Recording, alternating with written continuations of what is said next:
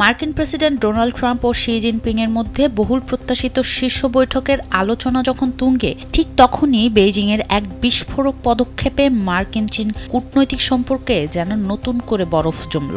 বৃহস্পতিবার চীন 6টি প্রভাবশালী মার্কিন কোম্পানির উপর কঠোর নিষেধাজ্ঞা আরোপ করেছে, যা দুই দেশের বাণিজ্য সম্পর্কে আরও টানাপোড়েন সৃষ্টি করতে পারে। চীনের বাণিজ্য মন্ত্রণালয় জানিয়েছে, মনুষ্যবিহীন যান প্রস্তুতকারক সার্নিক টেকনোলজিস, স্যাটেলাইট প্রযুক্তি সংস্থা এরকম এবং subsea engineering firm Oceaneering International স্যান্ডেলিনা সো রূপচর্চায় আভিজাত্য।